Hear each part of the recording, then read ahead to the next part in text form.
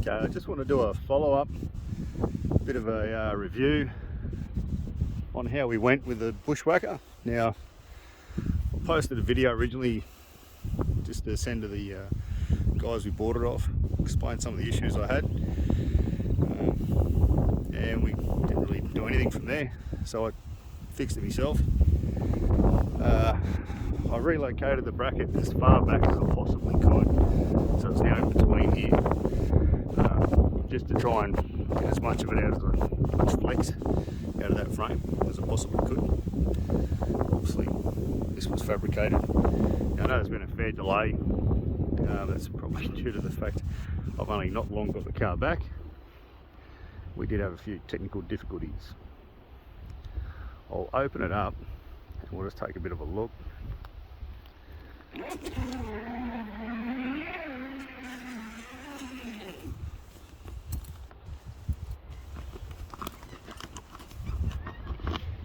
Yeah, tick. Okay, so we'll fold that over, sort of. So I guess this is the original, or whatever. It was called the 270 Extreme. Originally, I thought it was made in Australia. Bit of creative advertising, I'd say, despite the guy from Bushwakka telling me, oh, we haven't hidden anything. Well, that was a load of bullshit, because I took the advertisement to town after I screenshot it and took it all around my site, and everyone had the exact same unanimous decision. It was pretty false. It was alluding to being Aussie made. Very difficult to understand that it was actually Chinese. Okay, so just undo your cams. Now, we didn't actually use this, so we left it packed up from when I put it on until Han River.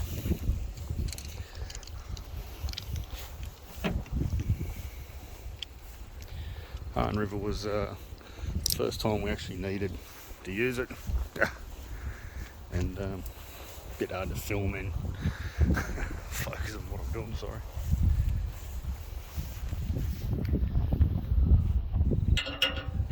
Rightio. So pretty much everything on the rig was set up just for that awning. I was trying to pack as light as possible. Now, the first issue I got is we used it at Han River, again at Archer River. We didn't use it at Bramwell, and we headed up into the Telly. I got to Sam's Creek, and this hinge just here, it's lost the bolt. So, didn't quite last the trip. Before we left, I was more concerned with this and the fact it wasn't packed out with washers. But as it turns out, I probably should have been checking the actual fixings before we left. I probably should have tightened them all up with some Loctite. Maybe put some decent hardware in there. So that's all good. All that means is it sits very, very low. So when I say low, I'll give you an idea. When I'm standing at the car, that's how low. So it makes it slump quite a bit. It doesn't make it very usable at all. In terms of shade, fantastic. The cover itself, the canvas, not too bad. It did retain a bit of water, so we had to make sure we'd pack it up when we did use it. If it had any moisture on it, just let that dry out before we packed it away completely. But pretty much after Sam's Creek, we couldn't use it anymore. We had to pack it up. I was too afraid of using it due to that hinge. I tried to find similar fixings up at Bamaga. No luck. So we just kept it packed up, made do. We took it down, went down Palm Creek, gunshot. It done all the obstacles. I was a little bit worried we were going to lose it. My wife was even more worried, but all was good. So in terms of the bulk of it, it didn't really stand out any further off the vehicle. It's still inside the mirror, so you're not going to worry about damaging it too much. But yeah, so I had to redo the hinge, like redo this section, the mount where the hinge goes, to make sure it's strong. However, it doesn't take the flex out of it. The guy told me if I put it all the way back, it'll take the flex out. It doesn't do that. So it still flexes badly, right? Even when that has a bolt in it, it still flexes. We only wanted it to last Cape York, the one trip. It didn't quite last Cape York, but got us a few nights. I'll determine whether I'm going to throw it out or whether maybe we should fix it and try and improve on the premium Chinese technology that's gone into this, and maybe we can make it a bit better for future use. If not, I'll throw it away and I'll get a different one.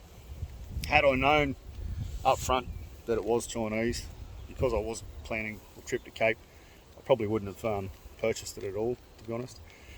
I would have rather spend $2,000, get an Aussie made, get something where I can actually go back to the manufacturer, tell them I've got a problem, not go back to a reseller with half a fucking clue and get nothing. He said, we're here to help you, mate. We're going to send you a washer that's going to fix your problem. Yeah, nah. Sorry, mate. That's bullshit. In all, I mean, for $1,000, yeah, you get what you pay for, I suppose. Add a bit more, 1,600, and you get your ostrich wing. 3 times the unit. I've seen a couple of them in action up at Cape. Really regret not going that way. But you live and you learn. But for those guys that were asking, I'll just give you a bit of an idea on where we've ended up mounting the thing before I left. And gives you an idea of how it performed, I guess. So in terms of the mount, I put some 50mm blocks up there on top of their heavy duty mount, which wasn't very heavy duty. That had a fair bit of flex in it, hence the box section, and put a strut down this side to really take it out as far as I could and fix that in properly. That's been pushed back as far as I possibly can. The only way I could take it back further is to undo the back hinge brackets and then mount that through those hinge brackets.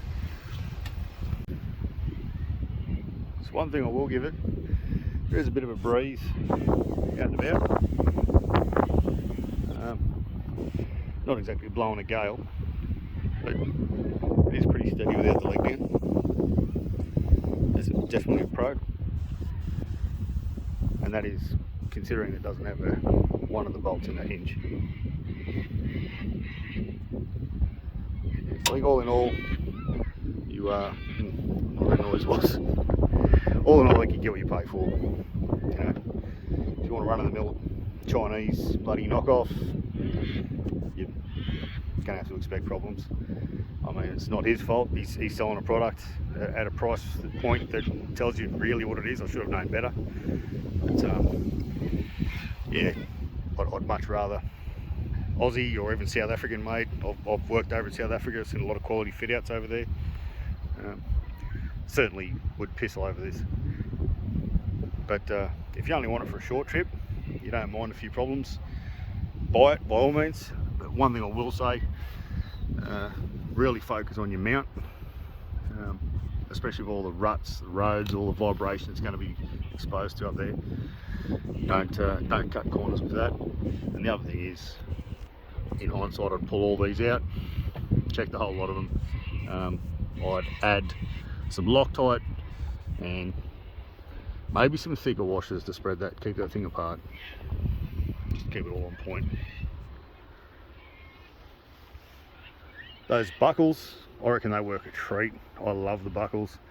Once you wrap it up, they make it so easy to be able to just clip it in and tension it down, and it keeps it all up, so you can one person can pack it away quite easy, quite quickly, and it's easy enough to go back in that bag. I'll pack it up, we'll have another look. It's one of the first things you notice when you pack it up, or when you unpack it. As soon as the straps are undone, you'll see the trellises drop. So each of those arms, a fair bit of weight with all the canvas there in one spot, they drop straight down. You need to pick those up when you're packing it away to be able to strap it in. And I fold that up in 3 sections. That's done that from new before the bolt came out, so that's pretty not surprising. But if you ever have a look on Bushwakka when they do their videos, as soon as they unstrap it, you see it drop. That just gets worse and worse. And then of course, your jewellery comes out of the hinge. So as you can see, these little clips make it really easy to fasten up. Just make sure you pull this back one out. If you don't, it gets caught. You can't get it out once it's closed. You've got a bit of tension on it. Try and do this one-handed. That easy. They're one feature I do like. I reckon those buckles are a nice little feature. I've seen some other Chinese ones. They all come out with the Velcro, and that's shit. But at least Bushwakka's gone with buckles. That's a plus. They work really, really good. The zip, it's not too bad. You got to keep your straps piled up. The only problem we had is very early on, you can see there was a problem just up here. So the top zip now can't go any further.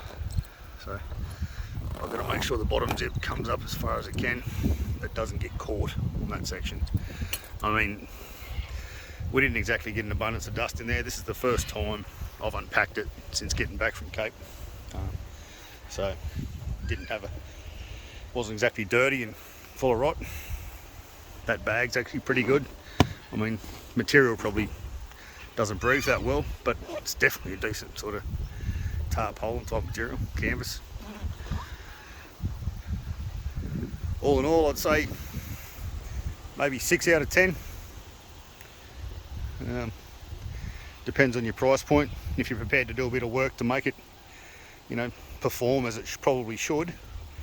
But if you are happy to do that, if you do a bit of modification and want a brand new bit of kit, then maybe the Bushwakka is the go. $1,000. This is the Extreme 270, so I think it's been rebranded or something now. These little pulleys, they're epic. I've actually ordered more of these on Alibaba, exact same unit. They're just epic. They hooked onto my frame nice and easy. They held tension all night. They're easy, you know, you just flick up to take the tension off. Yeah, I've ordered a few more of these just using other applications. We've got a caravan and a few campers. So that was a good part of the kit. Glad Bushwakka included that. So yeah, just a bit of a heads up. I want to give a pretty honest, straightforward review. I'm not angry at Bushwakka. A bit annoyed at times, but here's what it is. I only paid $1,000, so you get what you pay for. My best mate and my father both were going to order one the same time I did. One cancelled the order straight away after he found out it was Chinese manufactured, and my father cancelled the order. Basically, he was too concerned about the weight because we got messages to say it was going to be a bit of a weight for a freight, and it was getting very close to our trip. But it did turn up like a week or two before we left. I'll probably do a video later on the Ranger, Mighty Ranger. She's done a good trip. She's done all the hard stuff. $5,000 car. I really can't complain. I think all in, by the time I fixed the car and got it roadworthy and then put some accessories on it, you know, it was about $18,000 or something, which is a cheap car for Cape York, but I'll continue to use it. The car's been fantastic. It did break down. I had to buy another one to come home, so I went over budget by about $80,000 in Cape. So now I have 2 Rangers. Yeah, I'll probably sell the new one. We don't need it. We just need to get home with all our gear. I was expecting to tow it home, but the trailer fell through, so we bought a car for no reason, pretty much. But yeah, we'll probably do Cape York again in 6 months. Go and give it another try. Either fix this awning, get a new awning, and hopefully it'll last the trip this time, because we plan to do a lot more of the extreme stuff, not just the telly. We'll do coachman. Definitely want to do the coachman, so we'll do the crab at a minimum, maybe the French. Frenchman's track too. But anyway, thanks for watching. Hopefully there's some insight to what you're buying. I mean, as long as you're prepared, there's no reason it's not good value for money. But be prepared to fix it. Be prepared to do some work on a brand new bit of kit, and it'll probably last you for ages. Just don't expect it to get good Aussie made or South African made quality or US made quality when you're paying Chinese prices. Although it's probably $1,000, probably isn't all that Chinese in pricing, is it? But anyway, cheers. Thanks for watching.